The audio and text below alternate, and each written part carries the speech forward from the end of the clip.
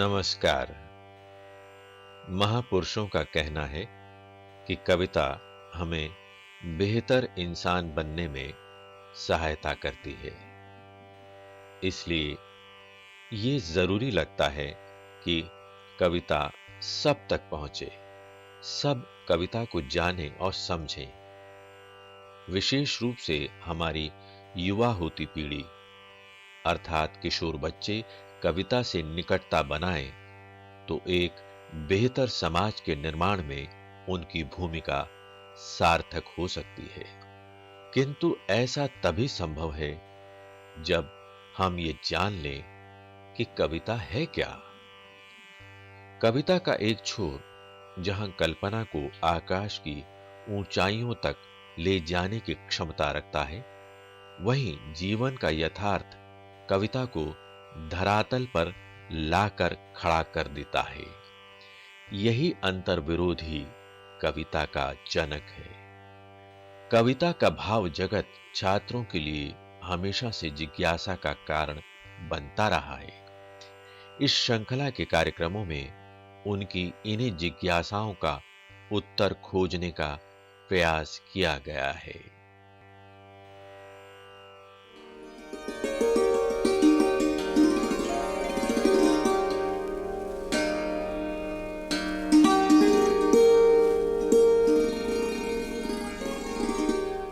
नमस्कार साथियों, आज हम स्वाधीनता आंदोलन दौर के प्रमुख कवि माखनलाल चतुर्वेदी और उनकी कविता कैदी और कोकिला पर बातचीत करेंगे। माखनलाल चतुर्वेदी राष्ट्रीय भावना से ओतप्रोत कवि रहे हैं और उनकी कविता के प्रमुख विषय देश प्रेम और प्रकृति प्रेम हैं, जिस पर कि हम और आगे बातचीत करेंगे। इस कार्यक्रम में हमारे साथ मौजूद हैं प्रोफेसर लालचंद राम। डॉक्टर लालचंद, आपका इस कार्यक्रम में बहुत बहुत स्वागत है। नमस्कार। धन्यवाद। नमस्कार डॉक्टर साहब, आज हम माखनलाल चतुर्वेदी पर चर्चा करने जा रहे हैं जी। इसलिए अच्छा होगा कि हम माखनलाल चतुर्वेदी जी का संक्षिप्त जीवन परिचय पालें। बिल्कुल ठीक है। माखनलाल चतुर्वेदी जी मध्य प्रदेश के रहने वाले थे जी। होशंगाबाद जिले के निकट एक बावई गांव है, हाँ। वहाँ सन 1889 में पैदा हुए। अच्छा। 16 वर्ष की उम्र में ही वो अध्यापक पद पर नियुक्त हुए। पर उन्हें लगा कि जिस समय आसन्न संकट देश में है, ब्रिटिश सत्ता का जुर्म सितम इतना अधिक है, जनता का शोषण उत्पीड़न दमन हो रहा है, उससे अभिभूत होकर के उनको लगा कि इस स्वाधीनता आंदोलन में अपनी आहुति देनी है। इसलिए पत्रकारिता का काम उन्होंने आरंभ कर दिया। अच्छा। सबसे पहले उन्होंने प्रभा नाम की पत्रिका उसका संपादन प्रारंभ किया। उसके बाद कर्मवीर और प्रताप नाम की पत्रकारिता शुरू कर दी। इस पत्रिका के भी संपादन कार्य से जुड़ गए जी। माखनलाल चतुर्वेदी जी चूंकि प्रबुद्ध लेखक, देशभक्त, कवि, स्वतंत्र पत्रकार के रूप में थे, इसलिए उन्होंने अपनी जिम्मेदारी को ज़्यादा महसूस किया जी।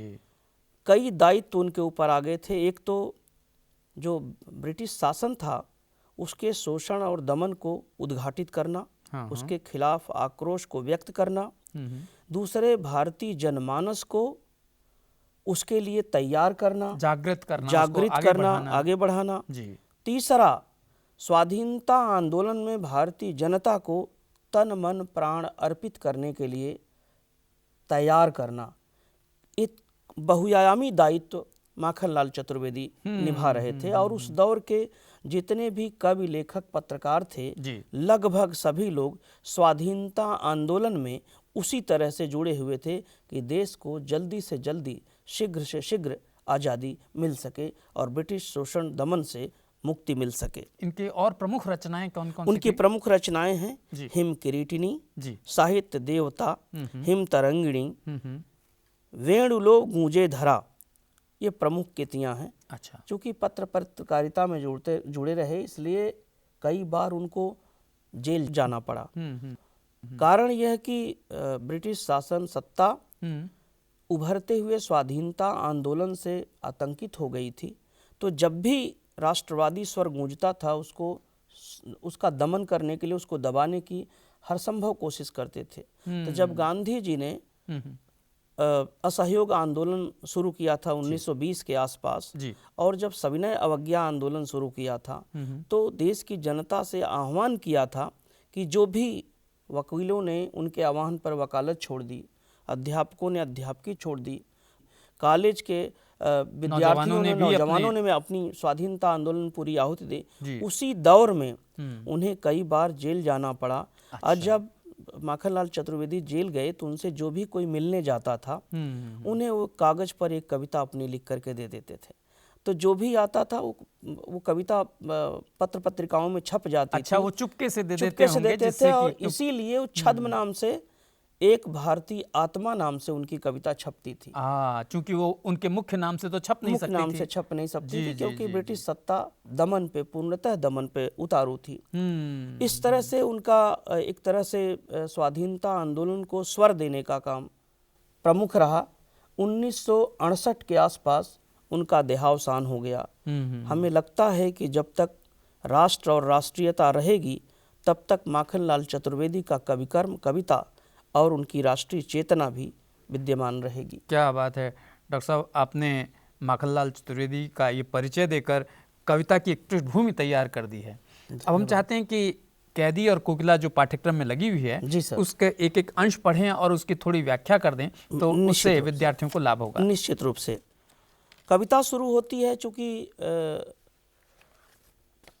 माखनलाल चतुर्वेदी का ये व्यक्तिगत अनुभव है, क्योंकि वो जेल में गए थे। तो जेल के अंदर रहते हुए ये कविता लिखी है। अच्छा। कविता का शीर्षक है कैदी और कोकिला। अच्छा, माने वो कैदी खुद हैं और कोकिला जो बैठी हुई कहीं उनके जेल के अंदर पेड़ रहा होगा जी, उसमें बैठी होगी। तो उससे संवाद है, एक तरह का संवाद है। और संवाद देखिए कितना रोचक है। कविता देखिए। क्या गाती हो, क्यों रह जाती हो, क्या बात है। कोकिल बोलो तो, क्या लाती हो, संदेशा किसका है, कोकिल बोलो तो।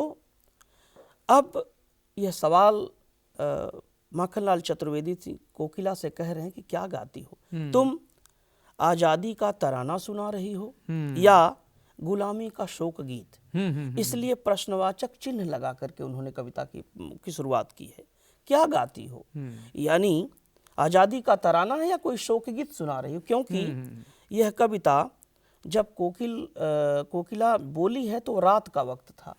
तो रात के वक्त में, अंधेरे में इस तरह के स्वर को सुन करके कवि के मन में सवाल उठता है। ये संदेशा किसका है? क्या ब्रिटिश राज का है कि जनता की, जो जनता सन्नद्ध हो रही है अपनी आजादी के लिए, उसका है? जी, कोकिल बोलो तो संदेशा किसका है, संदेशा किसका, अर्थात रात के वक्त किसका संदेशा लेके आई हो। क्या ये देश को मुक्त कराने के लिए, स्वाधीनता दिलाने का संदेशा है, या कोई आसन्न संकट, कोई बड़ी विपदा आन पड़ी है, उसकी सूचना दे रही हो। बहुत अच्छा। आगे कविता बढ़ती है। ऊंची काली दीवारों के घेरे में, डाकू चोरों बटमारों के डेरे में, जीने को देते नहीं पेट भर खाना, मरने भी देते नहीं तड़प रह जाना। जीवन पर अब दिन रात कड़ा पहरा है, शासन है या तम का प्रभाव गहरा है। हिमकर निराश कर चला रात भी काली, इस समय कालिमा मई जगी क्यों आली। कब वहाँ जो वातावरण है जी, उसका जेल के वातावरण का चित्रण कर रहा। क्या बात है। ऊंची काली दीवारों के घेरे में, चूंकि जो जेल की दीवार है बहुत ऊंची है और काली है। डाकू चोरों बटमारों के डेरे में, डाकू और चोर तो हैं, लेकिन बटमार ये जो राहगीर चलते हैं उनको छीन झपट के उनसे जो लूट लेते हैं, उनके लिए बटमारों शब्द का इस्तेमाल किया। यानी डाकू चोरों और बटमारों का डेरा है। जेल को कहते हैं कि यहाँ चोर भी आते हैं, डाकू भी आते हैं, और बटमारों को भी इसी जेल में यहीं रखा जाता है। उन्हीं के साथ इन्हें भी रखा गया है। मरने पर वहाँ की यातना का वर्णन कर रहे हैं। जीने को देते नहीं पेट भर खाना, यानी जीने भर के लिए, सिर्फ जीने के लिए जो खाना चाहिए वो भी नहीं देते हैं। क्या बात है। मरने भी देते नहीं, तड़प रह जाना, मरने भी नहीं देते हैं, इसलिए तड़प करके रह जाना पड़ता है। जीवन पर अब दिन रात कड़ा पहरा है। अब जो कैदी लोग हैं उन पर रात दिन ऐसी निगरानी रखी गई है। सबसे बड़ी विडंबना यह है कि जहाँ डाकू और चोर जिस जेल में जहाँ जिस स्थान पे कैद हैं, कैदी बने हुए हैं, उसी स्थान पर राजनीतिक कैदी जो स्वाधीनता आंदोलन की आवाज उठाने वाले लोग हों, उनको भी उसी तरह की सजा, उसी तरह का बर्ताव उनके साथ भी हो, उसका चित्रण है। इसीलिए कह रहे हैं कि बहुत निगरानी रखी जा रही है जेल में भी। शासन है या तम का प्रभाव गहरा है। कह रहे हैं ये शासन है कि चारों तरफ अंधेरा ही अंधेरा, उसका प्रभाव, उसका अंधेरे का प्रभाव इतना गहरा है, यह शासन नहीं है, ये अन्याय, बर्बरता और अत्याचार का समय है, इसीलिए अंधकार बहुत घना हो गया है। हिमकर निराश कर चला रात भी काली। कह रहे हैं कि चंद्रमा भी अब निराश होकर के चला गया है, अर्थात रात बहुत काली हो गई है, अमावस्या का अंधकार है, घुप कालिमा मई है। इस समय कहते हैं, इस समय कालिमा मई जगी क्यों वाली। कह रहे हैं इस रात के अमावस्या का जो अंधकार है, यानी घुप जो अंधेरा है, रात है, इस रात में कालिमा मई तो क्यों जगी। कालिमा मई अर्थात कोयल का रंग काला, जेल की दीवारों का रंग काला, ऊपर से रात काली, अन्याय और शोषण के चलते जो कालिमा है, उस सब को कालिमामयी कह करके कवि ने उसका वर्णन किया। और उसे आली कहा, आली कहा, सखी, सखी। चूंकि अपनी संवेदना के निकट पाया है कवि, इसलिए उसको सखी से संबोधन किया। कवि कहते हैं कि क्यों हुक पड़ी वेदना बोझ वाली सी, कोकिल बोलो तो क्या लूटा, मृदुल वैभव की रखवाली सी, कोकिल बोलो तो।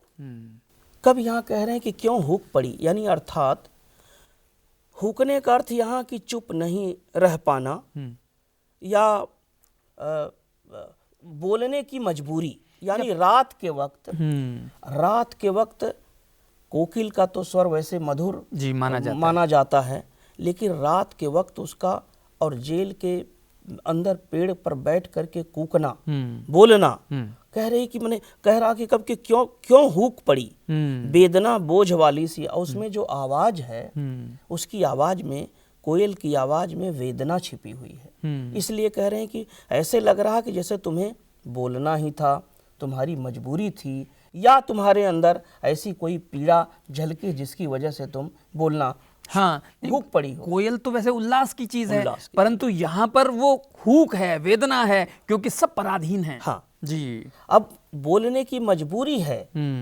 कोकिल चाहती तो नहीं बोलती, लेकिन कोकिल कहीं न कहीं इस देश की जो दशा है उससे कभी कल्पित करके कह रहा है कि लगता है इस दशा से, दुर्दशा से ये दुखी है, इसलिए हुक पड़ी है। क्या बात है। कह रही क्या लूटा, कभी कह रहा कि क्या लूटा, मृदुल वैभव की रखवाली सी, कहीं कुछ लूटा पीटा गया है, क्या लूटा है, कहीं कोई किसी ने कुछ लूट लिया है जिसकी सूचना देने रात में आई हो।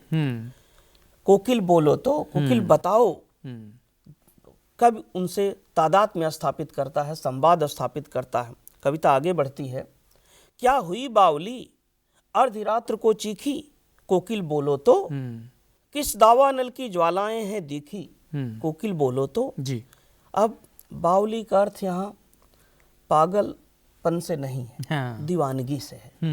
और ये बावलापन, कोयल को बावली कब इसलिए कह रहा कि उसके अंदर भी किसी चीज को सूचना देने के लिए, किसी चीज को कैदियों के बीच में पहुंचाने के लिए जो हुक थी, तो कह रही इतनी रात को क्या बावली हो गई तू, क्या हुआ, इतनी रात्रि को क्यों चीख पड़ी हो। देखिए चीखने शब्द का इस्तेमाल किया है कवि ने, क्योंकि चीखना और मधुर गीत गाना दोनों में अंतर है। चीखना किसी न किसी अन्याय अत्याचार की वजह से उसकी पुकार है, चीख पुकार है।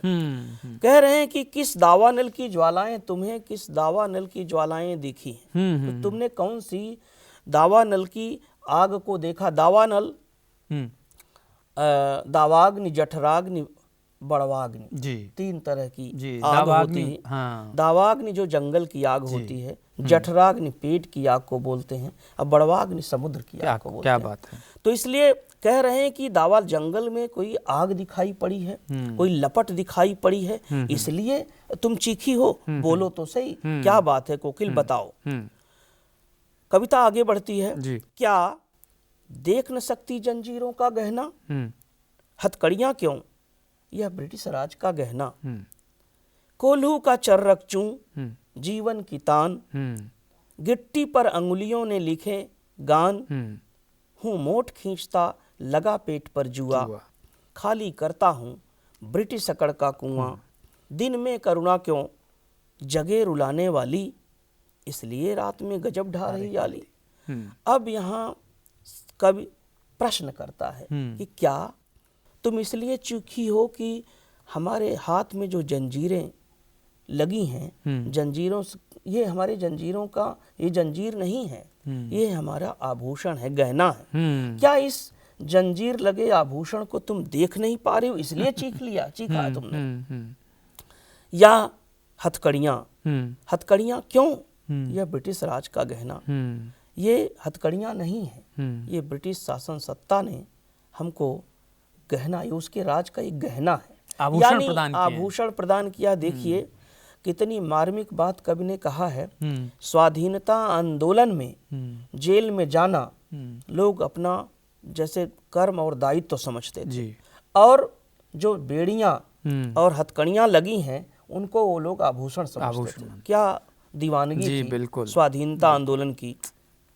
फिर बयान करता है कवि कि कोल्हू का चर्रक चूं जीवन की तान, यानी कैदियों को कोल्हू में जो तेल निकाला जाता है उसको खींचते हैं, पहले बैल खींचते थे, अब कैदियों से बैल की जगह उनको लगा के सरसों का तेल, बैलों की जगह कैदियों का इस्तेमाल कर रहे हैं। वो कह रहे हैं कि कोल्हू का चर्रक चूं, ये जो कोल्हू से तेल निकाला जा रहा है वो बैलों की जगह हमारा इस्तेमाल हो रहा है, और उसकी जो आवाज है यही हमारे जीवन की तान है, यही हमारा जीवन की तान है, यानी यही हमारा जीवन है। वो दर्द और वेदना की ओर इशारा कर रहे हैं। गिट्टी पर अंगुलियों ने लिखे गान, यानी जेल में कैदियों से गिट्टी तोड़वाई जाती थी, तो गिट्टियां जो हैं उन पर अंगुलियों के निशान बने हुए हैं, यानी उनकी आवाज से, गिट्टी तोड़ने की आवाज में ऐसे लगता है कि कोई गान, कोई संगीत है। हूँ मोट खींचता लगा पेट पर जुआ, मोट कुएं में से पानी निकालने वाला एक पात्र है जो चमड़े का बना होता है। पहले कुएं में से पानी निकालने के लिए उसका इस्तेमाल किया जाता था। जी, तो पहले तो उसको बैल खींचते थे, लेकिन यहाँ कैदियों से ही उस काम लिया जा रहा पानी खींचने का। अच्छा। तो तुलना किया है, अब ये वेदना का क्षण है, इसलिए कह रहा हूँ मोट खींचता लगा पेट पर जुआ, यानी अपने आप को कह रहा है कि हम मोट खींचते पेट पर जुआ, जो बैलों के कंधे पर जुआठ लगती थी, लकड़ी की बनी होती, वही जुआठ हमारे पेट पर लगा करके बंधी हुई है, जिसको हम मोट खींच रहे हैं जिससे। और कहता है कभी खाली करता हूँ ब्रिटिश अकड़ का कुआं। क्या बात। अब ब्रिटिश कुएं में से तो पानी निकाला जाता है, लेकिन कभी कह रहा है कि हम पानी नहीं, ब्रिटिश अकड़ का कुआं खाली कर रहे हैं, ब्रिटिश अकड़ निकाल रहे हैं, यानी कि जितनी यातना दे सकते हैं ब्रिटिश शासन में दें, परंतु हम झुकेंगे नहीं, यानी ऐसी दीवानगी है आज़ादी की, मुक्ति पाने की, स्वतंत्रता की, कि वो कुछ भी सजा दें हम उसको निभाएंगे।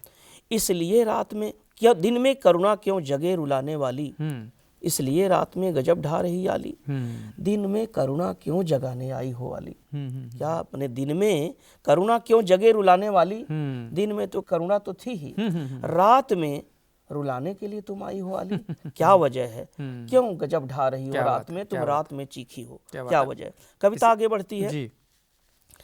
इस शांत समय में अंधकार को बेध रो रही क्यों हो, कोकिल बोलो तो, चुपचाप मधुर विद्रोह बीज इस भांति बो रही क्यों हो, कोकिल बोलो तो। काली तू रजनी भी काली, शासन की करनी भी काली, काली लहर कल्पना काली, मेरी काल कोठरी काली, टोपी काली कमली काली, मेरी लौह श्रृंखला काली, पहरे की हूँ कृति की ब्याली, तिस पर है गाली ए आली। अब देखिए, इस शांत समय में, रात का वक्त है जी, शांति का वातावरण है, जी। अंधकार को बेध रो रही क्यों हो। कवि कह रहा है, प्रश्न कर रहा है हमसे। प्रश्न कर रहा कि अंधकार में इस शांति को क्यों चीर रही हो, बेध रही हो, उसमें बाधा क्यों पैदा कर रही हो। कोकिल बोलो तो चुपचाप मधुर विद्रोह इस भांति बो रही क्यों हो। यानी कोकिल का यह बोलना रात के अंधेरे में ऐसे लग रहा कि चुपचाप ये विद्रोह का बीज बो रही क्या है। बात यानी अपनी संवेदना से कोयल की संवेदना को कवि जोड़ रहा है। क्या बात है। इसके बाद कविता आगे बढ़ती है, कहता, तुलना करता है कवि, काली तू रजनी भी काली, यानी कोयल का रंग काला है, रात भी काली है, शासन की करनी भी काली है। शासन सत्ता उसका, हाँ, ब्रिटिश शासन, वो भी काली है। काली लहर कल्पना काली, ये काली लहर कल्पना यानी अगर आप देखें तो जो सेलुलर जेल था, सेलुलर जेल के आसपास काला सागर, जिसको अंडमान निकोबार का द्वीप कहते हैं, तो उसकी लहर भी काली है, कल्पना भी काली है, क्योंकि काल कोठरी भी काली है, टोपी काली है, कंबल काली है, मेरी लौह श्रृंखला और जो कड़ियों से जिनसे उनको हथकड़ियां हैं या जो बेड़ियां हैं वो भी काली है। पहरे की हूँ कृति की ब्याली, यानी पहरे पर जो चौकीदार बैठे हुए हैं उनकी आवाज ऐसे हुंकार भर रहे हैं जैसे कोई सांप सर्पिणी फुफकार रही हो। ब्याली, हाँ, जैसे कोई सर्पिणी फुफकार कर रही हो, उस तरह से वो चौकीदार उनके पास जो बैठाए गए हैं वो फुफकार रहे हैं, तिस पर है गाली याली। और वह यह सब कह रहे हैं कि कोकिल ये सब गाली के समान है, हे सखी ये सब गाली के समान है। इस काले संकट सागर पर मरने की मदमाती, कोकिल बोलो तो अपने चमकीले गीतों को क्यों कर हो तैराती, कोकिल बोले तो। इस कहते हैं कि रात के समय काला संकट सागर, रात के अंधेरे को काला संकट सागर कहा है, उसको भी संकटों का समुद्र, उसको भी काला। और मरने की मदमाती, तुम इस वक्त रात में आई हो, मरने पर उतावली हो, उन्माद में व्यस्त हो, मस्त हो, क्या मदमाती हो। काला सागर पर तुम तो मधुर संगीत की गाने वाली हो, अपने चमकीले गीतों को क्यों तैरा रही हो, कोकिल बोलो तो। आगे चलते हैं तो इसमें कविता आगे बढ़ती है, तुझे मिली हरियाली डाली, मुझे नसीब कोठरी काली, तेरा न भर में संचार, मेरा 10 फुट का संसार, तेरे गीत कहाँ वे वाह, रोना भी है मुझे गुनाह, देख विषमता तेरी मेरी, बजा रही तिस पर रणभेरी। कवि कहता है, कल्पना कर, तुलना करता है, कल्पना नहीं तुलना कर रहा है। तुझे तो हरियाली डाली मिली है, तुम तो कोयल हो, किसी भी पेड़ पे जाके बैठ जाओगी, हरियाली डाली तुम्हारी नसीब मेरे भाग्य में, पर मेरे नसीब में तो काली कोठरी है। और तुम्हारा तो पूरी नभ भर में, आकाश में तुम्हारा संचार है, कहीं भी आ जा सकती हो। मेरा तो 10 फुट का संसार है, जिस 10 फुट का संसार जहाँ वो इस कमरे में कैदी रहते हैं। तेरे गीत कहावे वाह, तुम्हारा तो, तुम्हारी आवाज, तुम्हारा सुर तो वाह वाही लूटते हैं। रोना भी है मुझे गुनाह, पर हम यहाँ रो भी नहीं सकते हैं, उसे भी गुनाह समझा जाता है। देख विषमता तेरी मेरी, अब तुम इस विषमता को देखो, इस पर भी तुम बजा रही तिस पर रणभेरी, इस पर भी ये रणभेरी युद्ध की दुंदुभी है, डंका है, ध्वनि गर्जन है, उस पर भी तुम ये रात्र के वक्त इस तरह आवाज दे रही हो, चीख रही हो। कविता आगे बढ़ती है, अंतिम पद है, इस हुंकृति पर अपनी कृत से और कहो क्या कर दूं, इस हुंकृति पर अपनी कृत से और कहो क्या कर दूं, कोकिल बोलो तो मोहन के व्रत पर प्राणों का आसव किसमें भर दूं, कोकिल बोलो तो। अब कब ये कह रहा है कि इस हुंकार पर मैं अपनी कृति से और क्या कर दूं, यानी मैं तो कवि हूँ, कलम चलाने वाला हूँ, और क्या रच दूं, तुम्हारी इस हुंकार पर, तुम्हारी इस चीख पर मैं क्या कर सकता हूँ, बोलो मैं कौन सी कृति कर दूं, क्या कर दूं, कोकिल बोलो तो। और मोहन के व्रत पर, ये मोहन मोहनदास करमचंद गांधी गांधी, हैं। अच्छा, गांधी का महात्मा गांधी को यहाँ मोहन उन्होंने मोहन के एड्रेस व्रत किया, पर, मोहन जी। कह करके। मोहन के व्रत पर प्राणों का आसव किसमें भर दूं, यानी मोहन जी, महात्मा गांधी ने जो व्रत लिया है उनके व्रत पर, देश उनकी को आजाद प्रतिज्ञा कराने पर, का। हाँ, उनकी प्रतिज्ञा, देश को आजादी दिलाने का, जी। उनकी प्रतिज्ञा पर मैं प्राणों का आसव किसमें अमृत भर दूं, किसके जीवन में अमृत डाल दूं। आसव का अर्थ यहाँ अमृत है। वाह। कोकिल बोलो तो, क्या बात। यानी महात्मा गांधी की जो प्रतिज्ञा है देश को आजाद कराने के लिए, उसमें मैं किसके जीवन में अमृत रूपी प्राण भर दूं। क्या बात है डॉक्टर साहब, आपने इस कविता की बहुत सुंदर व्याख्या की है। अब संक्षेप में 1-2 वाक्यों में इसका मूल संदेश क्या है उस पर प्रकाश डाल दें। बिल्कुल सही। स्वाधीनता आंदोलन से जुड़ी हुई यह कविता और राष्ट्रभक्त, राष्ट्रकवि, राष्ट्रवादी कवि जी। माखनलाल चतुर्वेदी ने जिस उद्देश्य से यह कविता रची है, हम्म। यह हमारे नौजवान पीढ़ी और विद्यार्थियों के लिए बहुत ही प्रेरणादायी है। जी। वो इसलिए कि अगर देश में कभी आसन्न संकट आ जाए, राष्ट्र और राष्ट्रीयता खतरे में पड़ जाए, तो देश का प्रत्येक नागरिक, प्रत्येक व्यक्ति अपनी आहुति दे, उसमें अपना योगदान दे और देश को कभी भी झुकने न दे। उसकी ये स्वाधीनता जो अर्जित की गई है, इसको बचाए रखने के लिए हमेशा तन मन प्राण अर्पित करने के लिए तैयार रहे। यह युवा पीढ़ी के लिए बहुत ही सारगर्भित कविता है और मुझे लगता है कि जब तक राष्ट्र और राष्ट्रीयता रहेगी तब तक यह कविता भी उतनी ही प्रासंगिक रहेगी। क्या बात डॉक्टर साहब, आपने इस कविता के जो मूल बिंदु हैं उनको उद्घाटित कर दिया है और इससे कविता का मर्म खुल जाता है। तो आपने हमारे विद्यार्थियों को इससे लाभान्वित किया। आपका बहुत बहुत धन्यवाद। नमस्कार। धन्यवाद।